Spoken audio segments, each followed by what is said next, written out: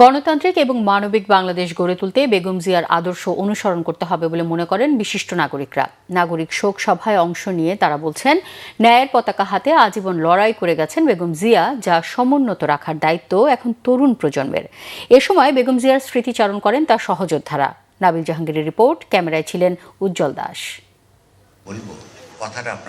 শোকের কালো রং গায়ে জড়িয়ে জুম্মার নামাজের পর সংসদ ভবনের দক্ষিণ প্লাজায় জড়ো হতে থাকেন বিশিষ্টজনরা।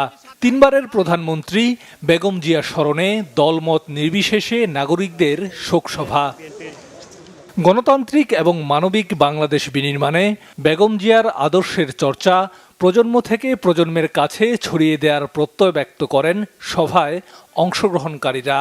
উনি যে আদর্শ আমাদের মাঝে রেখে গেছেন, এই বাংলাদেশের কোটি কোটি জনতা এবং আমরা যারা জাতীয়তাবাদের সৈনিক এবং সাধারণ জনগণ, তার এই আদর্শ আমরা আমাদের বুকে ধারণ করে রাখবো ইনশাল্লাহ। আমাদের বাংলাদেশের লক্ষ কোটি তরুণদের মাঝে পৌঁছে দিতে হবে সেটা, এবং সে আদর্শ ধারণ করেই বাংলাদেশ এগিয়ে যাবে। বেগম জিয়া আমাদের এই গণতন্ত্র, মানবাধিকার, আইনের শাসন যে শিখে গেছেন, আমরা এটা ধারণ করে সারা দেশে আমরা ছড়িয়ে দেওয়ার প্রত্যয় ব্যক্ত করছি। অতীতের গহীনে বেগম জিয়াকে খুঁজে ফেরেন তার দীর্ঘদিনের সহযোদ্ধাদের অনেকেই। জাতীয়তাবাদী ছাত্র দলের চিন্তা ভাবনা কি, তারা কি ভাবছে উনি জিজ্ঞেস করতেন, এবং আমার যতটুকু মনে পড়ে যে সব সময় আমাদের চিন্তা ভাবনার সাথে বেগম খালেদা জিয়ার চিন্তা ভাবনার একটা এক ধরনের একটা মিল আমরা সব সময় খুঁজে পেতাম। শিল্প সাহিত্য সংস্কৃতির প্রতি তার একটা আলাদা দরদ ছিল।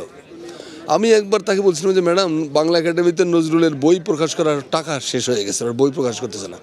বলে আমাদের জাতীয় কবি নজরুলের বই প্রকাশ করতে টাকা নাই। আমি এরকম তো বললো, ঠিক আছে। পরের দিনই উনি নজরুলের বই করার জন্য বিশাল ফান্ড একটা দিয়ে দিলেন। ওনার কাছে প্রথম আমি গিয়ে বৌদ্ধদের পক্ষ থেকে প্রথম শুভেচ্ছা বিনিময় করি। সেই সময় আমাকে কোনো একজন ওনার মন্ত্রী পরিষদের একজন মন্ত্রী একটু সংক্ষিপ্ত করার জন্য বলছিলেন, অথচ ওনার সঙ্গে আমার তেমন কোনো ঘনিষ্ঠ সম্পর্ক ছিল না। উনি তখনই বলে দিলেন যে উনি বৌদ্ধদের প্রতিনিধি, ওনাকে কত বন্ধ করবেন না, এই দেশের নাগরিক, ওই সংখ্যালঘু দিয়ে বা বৌদ্ধ বলে ওনাকে এইভাবে করা যাবে না। উঠে আসে নানান স্মৃতিকথা, মূর্ত হয়ে ওঠে এক আপসহীন নেত্রীর রাজনৈতিক সংগ্রামের উপাখ্যান। বেগম খালেদা জিয়া বাংলাদেশের এমন একজন রাজনীতিবিদ যিনি তার স্বামীর পরে জনগণের এক বুক ভালোবাসা পেয়েছেন। আসলে বেগম জিয়া যে চলে গেছেন, এটা আমি কখনো অনুভব করছি না। আমার মনের মধ্যে একটা জিনিসই ভাসছে যে ওনার এই চেহারাটা, আমি যেদিকে তাকাই সেদিকে মনে হচ্ছে উনি আমার দিকে তাকিয়ে হাসছেন। তাকে চরমভাবে হেনস্থা করে তার বাড়ি থেকে বের করে দেওয়া হয়েছে। তার পরিবারকে তার সঙ্গে অসাধারণের কোনো সীমানা ছিল না। তারপরেও তিনি প্রেস কনফারেন্স করে বলেছেন যে আমার এবং আমার পরিবারের সঙ্গে যে অসদাচরণ শেখ হাসিনা করেছেন, তার জন্য আমি একতরফাভাবে তাকে ক্ষমা করে দিলাম।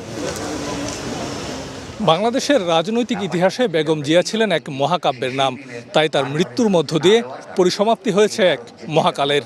দেশের বিশিষ্টজন এবং বেগম জিয়ার দীর্ঘদিনের সহকর্মীরা একত্রিত হয়েছেন তার স্মৃতি এবং অবদানের প্রতি শ্রদ্ধা জানাতে, যাতে ভবিষ্যৎ বাংলাদেশের পাথেয় এবং অনুপ্রেরণা হয়ে থাকেন বেগম জিয়া। নাবিল জাহাঙ্গীর, বাংলা ভিশন, ঢাকা।